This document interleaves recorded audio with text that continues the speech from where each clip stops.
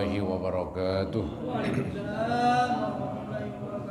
Alhamdulillah wassalatu wassalamu ala asrafi khalqillah Sayyidina wa maulana Muhammad ibn Abdullah wa ala alihi wa ashabihi wa man tabi'ahu wa nasarahu wa wala wa la hawla wa la quwata illa billah, amma ba'd.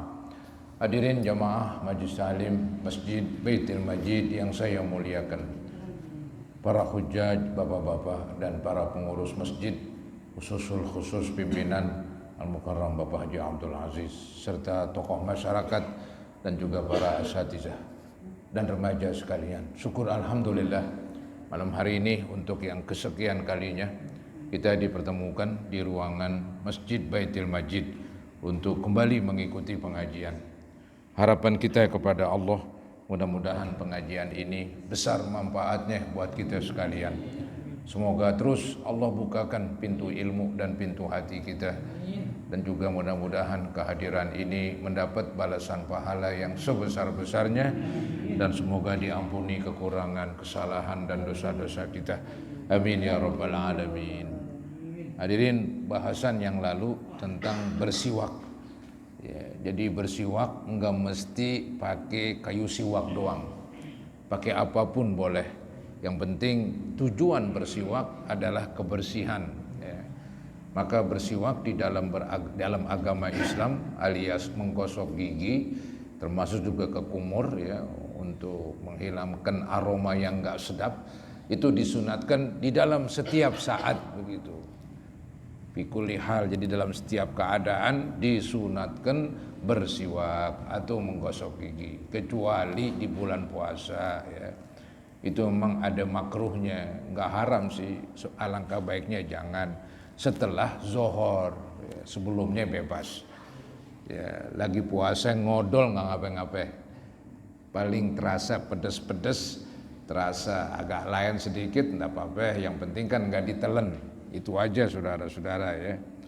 Nah, disunatkan banget lagi nih, kalau secara umum disunatkan, standarnya ada nih yang lebih disunatkan lagi, yaitu ketika bau mulut sudah timbul, mungkin gara-gara terlalu banyak ngomong, atau timbul gara-gara diem lama, atau timbul gara-gara makan yang ya baunya nggak sedap begitu. Mungkin rasanya sedap, baunya nggak sedap. Makan jengkol, makan peti begitu ya. Jadi makan jengkol, makan peti itu yang makruh, bukan makannya kalau saya bilang. Yang makruh yang timbul dari makanan tersebut ya. Takut mengganggu ya, kehidupan di dalam kita ya, berinteraksi, di dalam kita bergaul.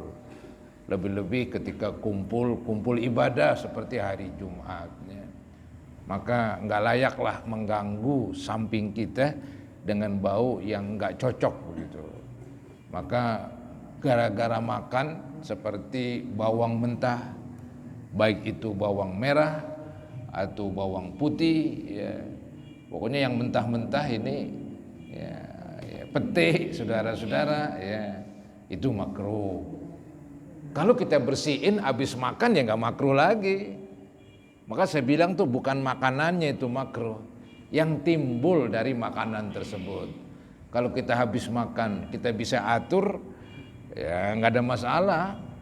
Ada orang kan kesenangannya macam-macam, makan jengkol atau makan peti begitu. Daging udah nggak begitu doyan dia. Yang doyan jengkol sama peti, saudara-saudara. Ya silakanlah, nggak apa-apa. Yang penting habis makan dibersihkan, kalau perlu ke kumur dengan semacam laserin gitu. Nah, kemudian ini yang kedua. Jadi yang pertama nih yang sangat dianjurkan banget ketika azmin ya. Azmin itu ada yang artiin diem lama, ada yang artiin lama nggak makan begitu. Wa ghairihi, dan selain azmin, seperti gara-gara makan yang mengandung bau yang tidak sedap. Nah, yang kedua nih sangat dianjurkan lagi, menggosok gigi wadhani indal qiyami. Ini yang sekarang nih. Wadhani, dan yang kedua yang sangat dianjurkan banget menggosok gigi atau bersiwak ketika bangun indal qiyam. Ail istiqoz sama artinya. Indal qiyam, indal istiqoz artinya ketika bangun minan naum dari tidur begitu ya. Itu dianjurkan banget karena terlalu lama kita diem karena tidur. Tadi kan dibilang kalau lama dalam keadaan satu keadaan tidur begitu, nggak ngomong, nggak ngapa, nggak makan, jadi baunya ya nggak sedap lah. Maka disuruh tuh habis bangun menggosok gigi. Baik. Yang ketiga wathalis indal qiyam ila shalah, ketika mau melaksanakan sembahyang. Ada hadis mang dua versi ya. Nabi mengatakan laula an asyqa ala ummati la amartuhum bisiwaki inda kulli shalah. Seandainya enggak menyusahin umatku, kata Nabi, niscaya saya suruh tuh umatku bersiwak inda kulli shalah, setiap mau sembahyang. Ada riwayat yang kedua inda kulli wudu, setiap berwudu. Ulama kebanyakan ambil dua-duanya. Waktu berwudu disunatkan bersiwak, menggosok. Waktu mau sembahyang juga bersiwak. Cuman ada salah seorang ulama dulu, dia mengatakan, saya dengar langsung, dia mengatakan waktu di Mesir, apa dia bilang, nggak bagus katanya bersiwak ketika mau sembahyang, nggak mencerminkan apa itu ya, kebersihan ya.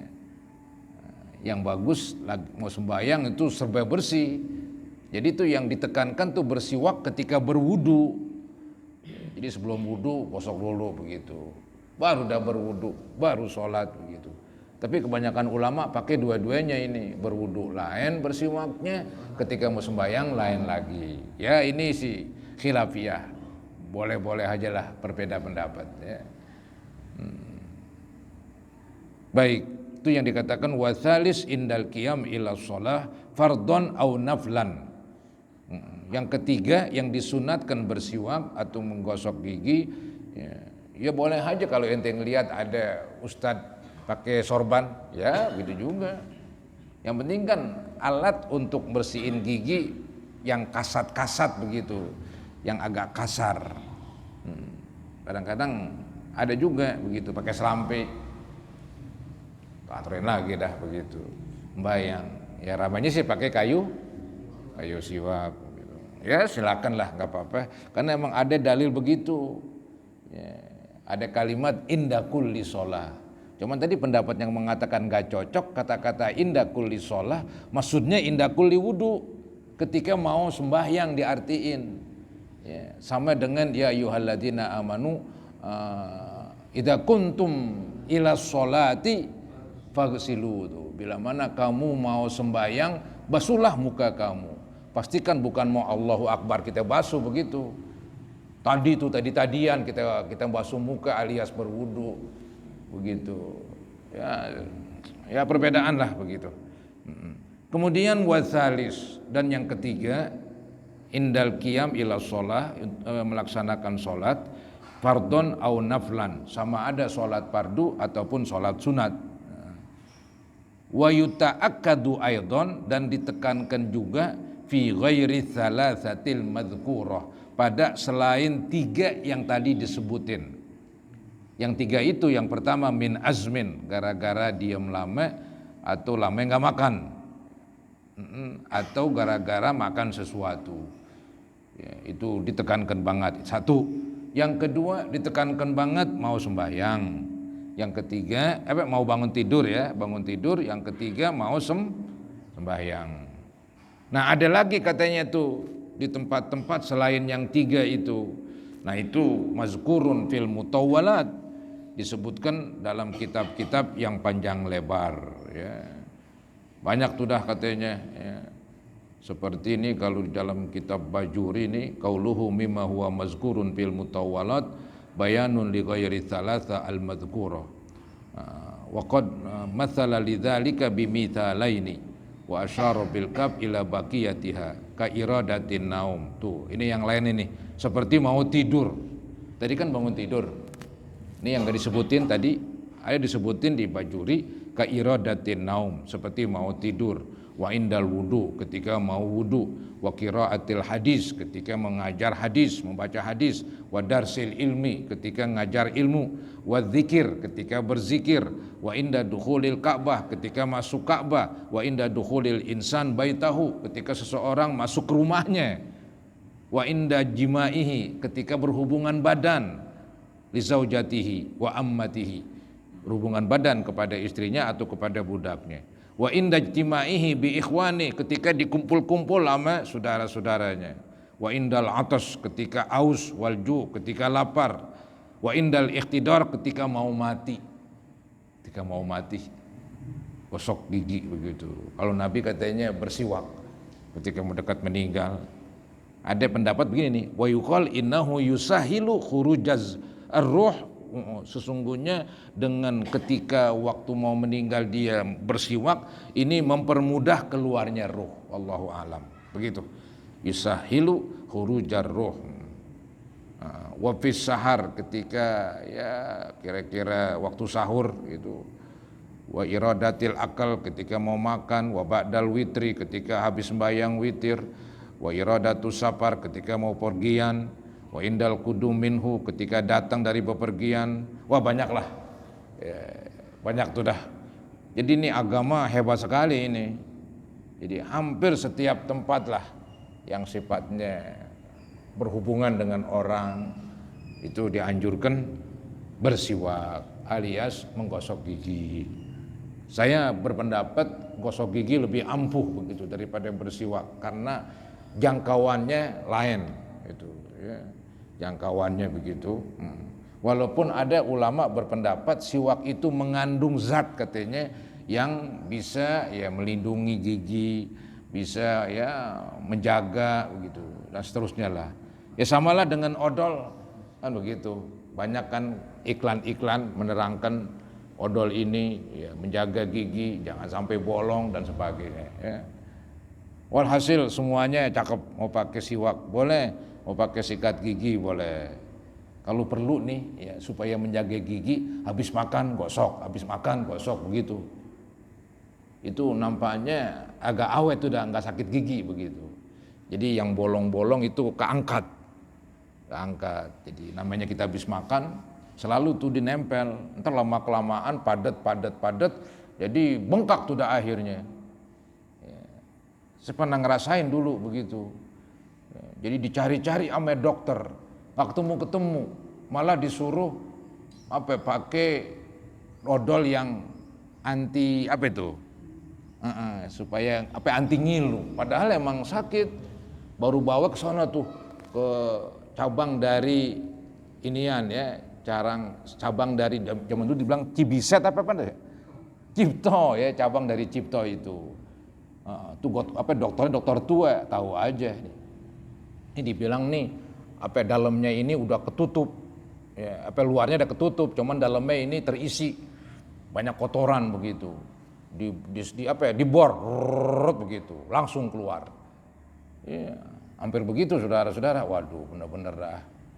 Jadi gigi itu memang yang bagus sih setiap habis makan gosok, nggak perlu pakai odol, nggak perlu, gosok aja, udah. Ntar habis makan gosok lagi begitu emang. Jadi kayaknya tuh nggak sakit-sakit lagi dah.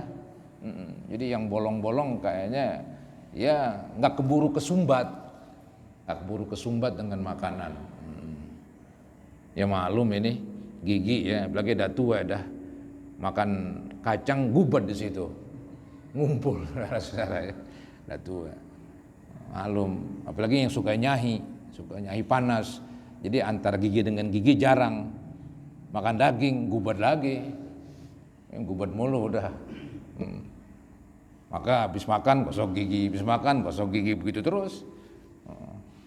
Yang lucu saudara-saudara, maaf nih pribadi saya, yang lucu kalau ada acara haul ini, saya bawa tuh sikat gigi yang ada dilipat begitu.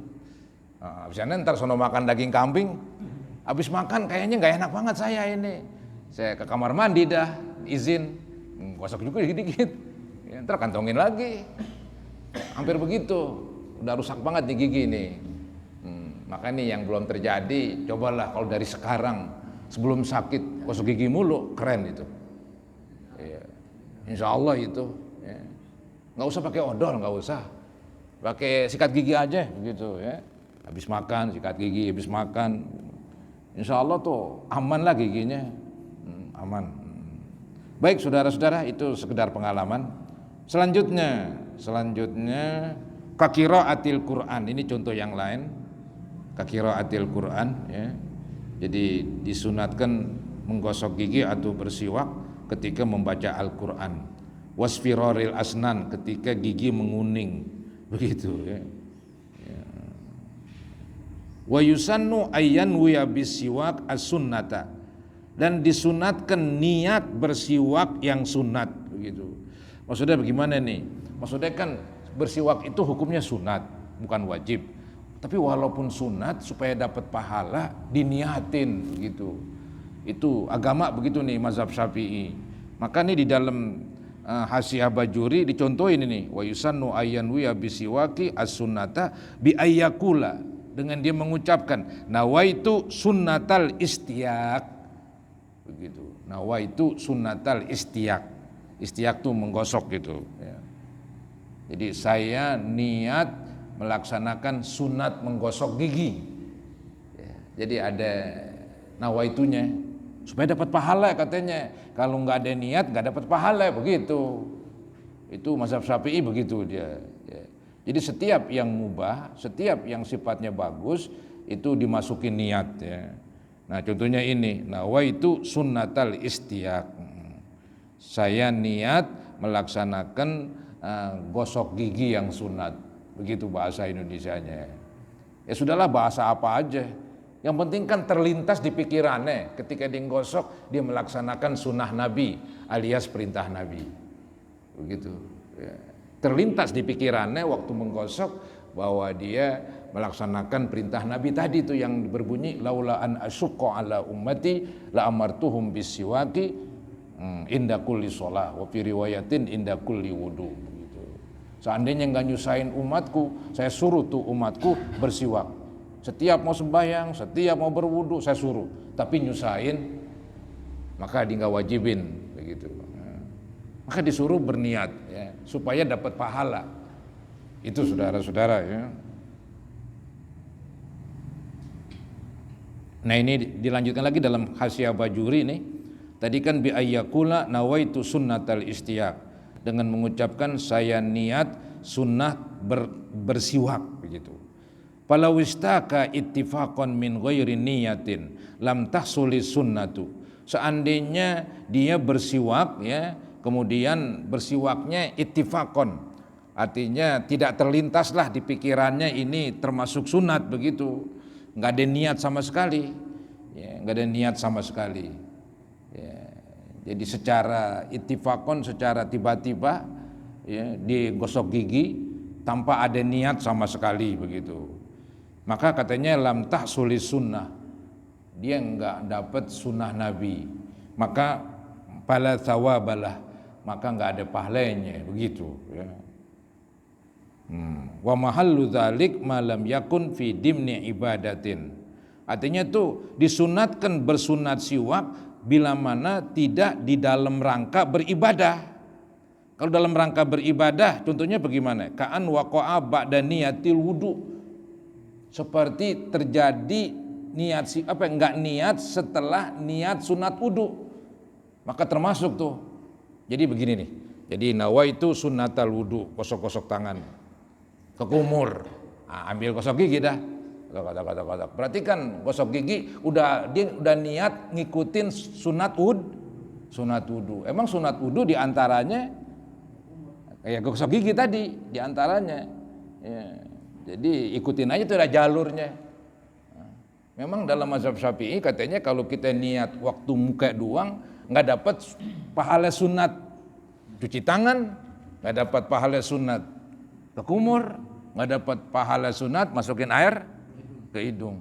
Maka tuh ketika cuci tangan nawaitu sunnatal wudu, begitu kumur dah masukin air ke hidung. Ntar waktu muka niat lagi yang wajib itu nawaitu raf'ah hadasil asghar.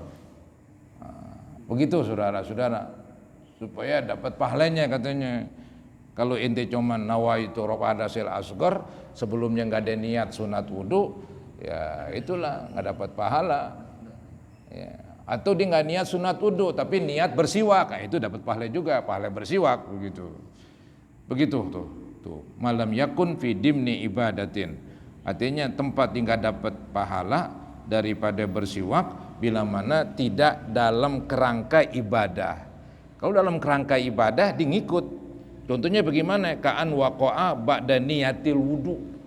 Seperti bersiwak itu terjadi setelah niat wudu begitu. Au ba'dal ihram bis shalah, ini agak lucu. Atau dia habis takbiratul ihram, Allahu akbar. Bismillahirrahmanirrahim. Artinya habis Allahu akbar, dia bersiw walaupun cuman begitu doang dikit. Ya. Berarti itu katanya bersiwaknya berada dalam rangka bersembahyang. Dia nggak pakai niat udah masuk tuh ibadah katanya. Kalau dia berdiri sendiri dia perlu niat. Kalau berdiri sendiri ya, supaya bersiwak itu ada nilai ibadahnya. Ini kita bicara nilai ibadahnya katanya. Jadi ini pembicaraan berjudul nilai ibadah bersiwak begitu. Au ba'dal ihram bis sholati ala ma qalahul allama ar-ramli. Wa illa fala yahtaju liniyatin li anna niyata ma waqa'a fihi syamilathu. Artinya kalau dia masuk ke dalam kerangka ibadah maka enggak perlu niat siwak. Cuman kalau dia tidak masuk dalam kerangka ibadah, kayak tadi habis makan kita pengen bersiwak, nggak ada niat katanya nggak ada pahala begitu. Yang penting ada terlintas di pikirannya, ya nawaitu sunatas siwak begitulah atau istiak. Ya. Paham nih para hadirin? Ya. Baik, selanjutnya ini masalah kecil sebetulnya nih, cuma digede-gedein. Allahumma inni ala dzikrika wa syukrika, artinya itu saya bersihkan mulutku untuk berzikir dan bersyukur pada Allah untuk ibadahku lebih bagus lagi tuh. Oh iya, itu doa waktu ke kumur. Iya. Ada bacaan tuh bacaannya dia. Iya. Allahumma inni ala dzikrika. Cuman secara hukum fikih ya itu doa aja itu, bukan niat ini. Ini agak repot sedikit. Ya boleh aja sih, nggak ada masalah. Cuman belum termasuk niat itu yang saya khawatir. Ya, saya lebih seneng konkret istilahnya, pasti pakai niat. Itu doa ya, ketika ke kumur berdoa, ketika masukin air ke hidung berdoa, ketika membasuh muka ada berdoa begitu ya. Itu sih boleh-boleh aja. Cuman cobalah usahakan niat tersendiri begitu. Baik. Wa yusannu kembali ke pinggir, wa yusannu ayyan wiya bisiwaki as-sunnata. Sunnat berniat bersiwak yaitu melaksanakan sunnat. Wa ayyastaka biyaminihi, dan sunnat bersiwak itu dengan tangan kanan ini sunnatnya. Wa yabda'u bil janibil aiman, dan sunnat memulai bersiwak dengan arah kanan dulu. Ya, bukan dari arah kiri, dari arah kanan begitu. Ya Nabi memang senang dengan cara-cara yang kanan dulu, makan kayak memberi, menerima itu selalu ya, pakai yang kanan. Nah ini termasuk bersiwak. Bahkan cukur pun yang kanan dulu. Jadi kalau cukur botak misalnya habisin dulu yang kanan. Udah yang kanan habis, baru yang kiri. Nyisir pun yang kanan dulu. Habis yang kanan, baru yang kiri. Ya begitulah beliau. Senang yang kanan di dalam yang bagus-bagus begitu.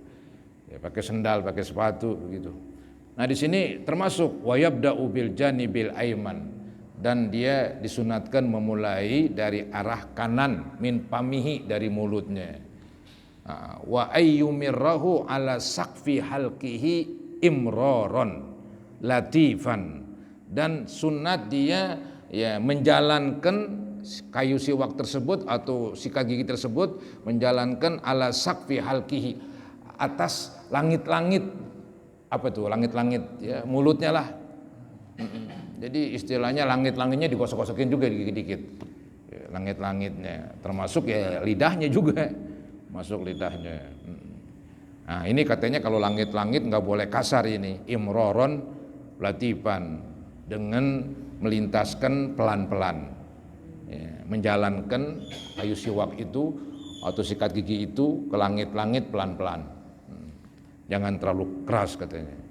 Kemudian juga dia menjalankan siwak itu wa ala karosi adrasihi, dan atas gigi geraham bagian atas. Karosi ini kursi duduk, ada gigi geraham gitu kayak dudukan ya. Gigi geraham itu yang belakang ya, dia yang mengunyah itu yang menghancurin. Itu yang kadang-kadang sering bolong tuh, paling gampang bolong itu ya. Maka saya bilang tadi habis makan gosok, seandainya udah bolong ente makan gosok masih aman juga begitu. Kalau nggak digosok-gosok itu padat, terisi, entar infeksi dah, bisa bengkak ini, ya bengkak udah, infeksi. Jadi emang gigi nggak boleh main-main. Ya, ada juga ya istilahnya itu dengan sabab gigi, ya orang ada yang maaf nih, yang tewas juga kan begitu. Ya, walaupun orang mati emang udah sampai umurnya, cuman secara sebab musabab, begitu juga nih gigi nggak boleh dimain-mainin. Ya. Ada orang yang pusing mulu begitu karena waktu dicabut akar giginya masih ada. Dia emang nggak main-main tuh gigi. Ya, gigi sehat penting begitu. Nah, ini perlu diajarin kepada anak-anaknya selama belum sakit begitu. Lagi kalau dia nanti mau masuk militer, dilihat giginya bolong nggak jadi dah, apalagi ompong, nggak diterima saudara-saudara. Iya begitu. Zaman sekarang kan mudah menjaga gigi. Zaman dulu kita susah, odol susah, sikat gigi susah. Sekarang sih murah meriah. Waduh, ada yang sebungkus 3, beli 1 dapat 3. Waduh, beli 1 dapat 3 sikat gigi. Merek formula. 3 in 1 itu namanya. Bukan main. Bagus mana beli gosok gigi penting. Emang sebelum sakit tuh dirawat. Kalau udah sakit sih, aduh. Sebelum sakit rawat, sebelum terjadi rawat. Kalau terjadi ya rawat juga, boleh buat. Baik, selanjutnya faslun fi furudil wudu. Pasal ini menerangkan fardu wudu. Jadi setelah masalah air, kemudian masalah bersiwak ya. Nah, ini masuk kepada masalah berwudu. Faslun fi furudil wudu. Jadi ini saudara-saudara menerangkan tentang wudu. Ya udah pada tahu semua ini. Cuman ya sekedar ngulangin aja ini. Ya, saya cepetin nih. Wa huwa bidammil wawi. Wu itu wawunya dhammah. Fil ashhur. Ya menurut pendapat yang masyhur wawunya dhammah. Nah, kalau wawunya dhammah, wudu itu ismun lil fi'li.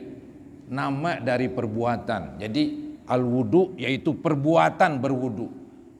Ya, perbuatan berwudu. Ismun lil fi'li, nama daripada kerjaan. Ya, nama dari kerjaan itu disebut wudu. Ya, disebut wudu. Ntar kalau wadu lain lagi tuh artinya. Tuh. Wa huwal muradu huna, dan dialah yang dimaksud di sini. Jadi kalau wudu itulah yang kita akan bicarakan. Memang yang kita bicarakan kan kerjaan wudu. Kerjaan wudu itu bagaimana? Mulainya terus begitu. Itu namanya wawunya dhammah, ismun lil fi'li, wa huwal muradu huna, dan dialah yang dimaksud di sini nih yang kita bicarakan. Wa bi fathil waw, kalau wawunya fathah wadu ya, ismun lima yutawaddau bih. Kalau dibaca wadu adalah nama dari air yang dipakai berwudu. Ya, jadi air yang dipakai berwudu itu namanya wadu. Gitu. Kalau wudu kerjaannya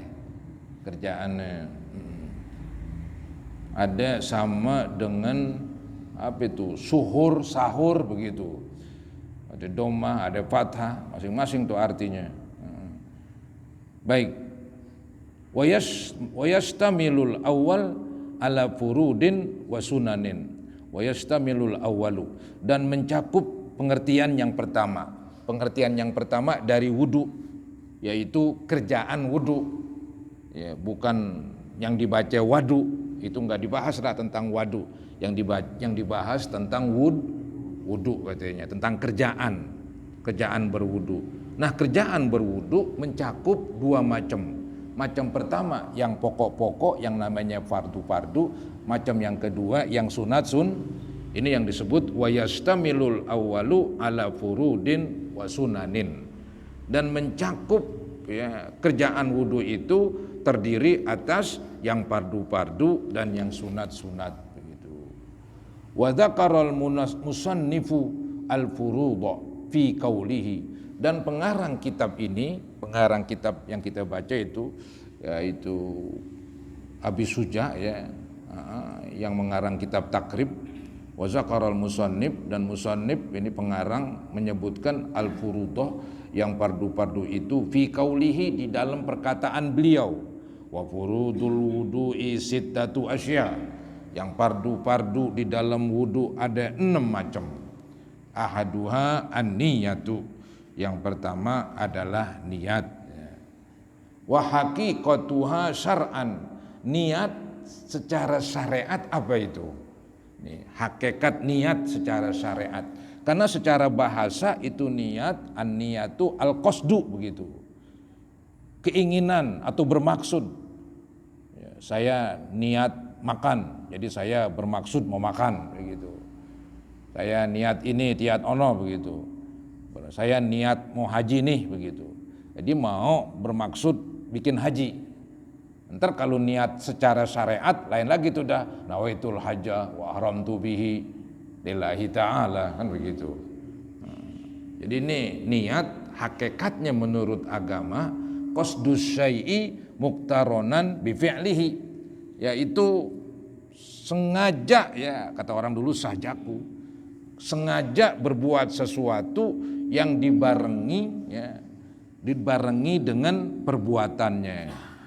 Jadi maksud di dalam berbuat sesuatu, maksud itu dibarengin dengan kerjaan. Jadi antara maksud dengan kerjaan enggak berjauhan. Antara maksud dan kerjaan enggak misah. Jadi satu. Itulah niat dalam mazhab Syafi'i. Maka tuh niat dalam mazhab Syafi'i seperti berwudu, pas banget membasuh muka yang fardu itu. Dalam sembahyang, yaitu pas banget takbiratul ihram. Ya, dalam haji, pas banget pakaian ihram, masuk niat. Karena niat itu enggak berjauhan dengan kerjaan, malah muktaronan, ya, seiring begitu. Berpadu dia berdua antara maksud dengan kerjaan. Itu namanya niat. Nah, kalau seandainya niat duluan, perbuatannya belakangan, itu namanya azam. Istilah kita cita-cita. Ya, saya ini bercita-cita nih mau haji. Ya masih lama sih. Itu namanya azam. Mungkin diartiin juga bersikeras lah, boleh lah begitu. Ya, tapi bahasa Arabnya azam. Tapi ketika udah pakaian ihram, nawaitul hajjah, itu baru namanya niat. Cuman dalam bahasa Indonesia ya udah dicampur aduk udah. Bahasa Indonesianya, bahasa gaulnya, walaupun istilahnya belum pakaian ihram juga dibilang gue mau niat pergi haji, kan begitu. Ya nggak apa-apa lah, itu bahasa dimaklumin. Cuman secara ilmiah begini nih. Jadi yang namanya niat secara syariat qasdus syai'i, artinya sahjaku untuk sesuatu, muktaronan, diiringi, dibarengi bifi'lihi, dengan perbuatannya. Fa in tarokho, maka seandainya terlambat, seandainya berada di akhir tarokho. Apa yang tarokho? Al-fi'lu nih. Jadi bila mana perbuatannya entar-entar, perbuatannya belakangan, anhu dari maksud. Jadi maksud ada duluan, kerjaannya belakangan. Ini namanya sumia azman. Maka namanya azam. Cita-cita. Ya. Jadi perbuatannya belakangan, niatnya duluan. Atau yang gampang, niatnya duluan, kerjaannya belakangan, itu mungkin lebih gampang dipaham. Cuma nih kitab lain ini. Fa in taroho diartiin fa in tarohol fi'lu. Bila mana perbuatannya belakangan, kemudian anhu dari maksud. Jadi maksudnya duluan. Itu namanya azam. Sedangkan niat antara maksud dan kerjaan bareng. Ya, itu dibedakan begitu. Ya. Jadi istilahnya antara azam dengan niat ya beda jauh lah. Maka nih katanya nih kalau puasa tuh niatnya bukan disebut niat secara ilmiah, disebut azam. Karena mulain puasa belum, tapi dia udah niat duluan. Puasanya belakangan, niatnya duluan. Niatnya habis sembahyang tarawih, nawa itu sama godin, mana puasanya? Ntar jam 4:30 kali bedug subuh. Itu namanya azam. Ya, cuman orang sebut niat juga, nggak apa-apa lah, gampangin. Ya, secara ilmiahnya katanya niat di dalam puasa bukan niat, tapi dia azam. Lantaran kerjaannya belakangan, niatnya. Karena definisi pengertian yang sebenarnya yang namanya niat selalu bergandengan dengan perbuatan. Itu selalu ya ditekankan lah supaya nanti kesonoan jadi gampang pahamnya. Nanti ada ketemu lagi, sembahyang ada niat, begitu kan, haji ada niat, begitu, zakat ada niat dan seterusnya ada niat begitu. Nah, itu selalu digambarkan yang namanya niat itu berbarengan dengan perbuatan. Kalau nggak berbarengan, perbuatannya belakangan, maksudnya duluan, itu namanya azam. Ya. Nah, di sini disebutkan nih watakunun niyatu inda ghusli awwali juz'in minal wajhi. Maka menjadilah niat itu sesuai dengan tadi yang dibahas, niat itu adalah maksud yang berbarengan dengan perbuatan, maka menjadilah niat di dalam berwudu ya terjadinya di mana? Inda ghusli awwali juz'in, ketika membasuh bagian pertama daripada muka. Ya, awali juz'in, basuhan pertama dari bagian muka. Jadi memang nih niatnya itu letaknya di permulaan yang wajib, bukan permulaan yang sunat. Maka tadi saya bilangin tuh kalau waktu berwudu membasuh tangan bukan wajib, ke kumur bukan wajib, masukin air bukan wajib. Nah untuk itu supaya gampang diniatin tersendiri. Nawaitu sunnatal wudu. Ya. Ntar baru muka nawaitu raf'a hadasil asghar atau nawaitu fardol wudu misalnya. Begitu. Itu yang diterangkan oleh kitab fikih demikian. Ya. Jadi ketika tadi udah kita pahami niat itu adalah maksud yang berbarengan dengan perbuatan, maka menjadilah ketika ketika niat wudu diartiin di sini ketika membasuh pertama kali bagian dari muka. Ai muktaronatan bidzalik, yaitu dibarengi dengan awal bagian muka. Ya, niatnya dibarengin dengan membasuh awal bagian muka gitu. Entar kesonoannya nggak niat lagi. Ya, la bijamihi, ya, muktaronan bizalikal juz'i la bijamihi, bukan dengan seluruh muka, enggak. Yang penting awal dari basuhan muka, mau basuh dari atas ini jidat, di sini kita letakin wudu, nawaitu fardol wudu. Tak sonoan nggak niat lagi, kita tinggal ratein nggak niat lagi, terus udah nggak niat lagi. Cukup di permulaan kerjaan wudu. Wala bima qablahu wala bima ba'dahu, bukan sebelumnya dan bukan setelahnya, bukan sebelum basuhan pertama pada muka dan bukan setelah basuhan muka begitu. Jadi pas banget pertama kali membasuh muka.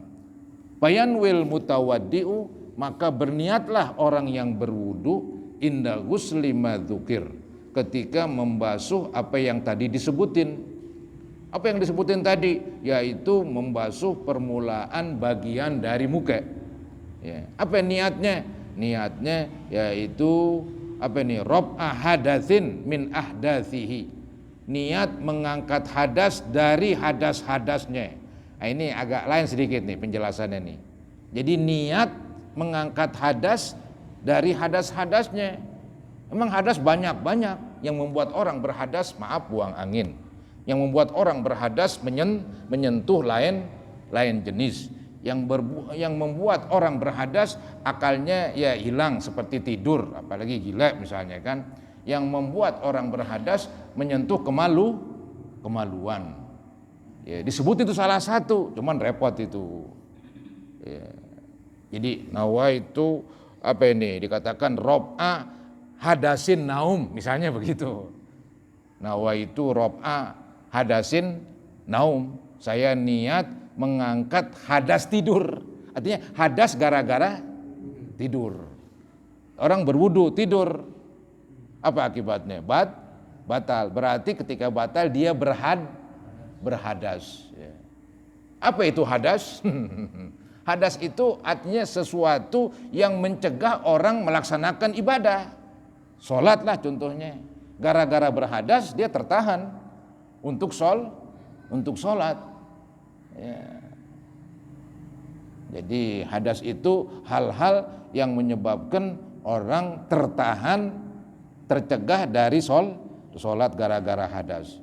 Jadi itu salah satu contoh tuh niatnya rob'ah hadatsin min ahdatsihi au yanwi istibahata muftakirin ila wudu'in, atau niat supaya dibolehkan yang butuh kepada wudu.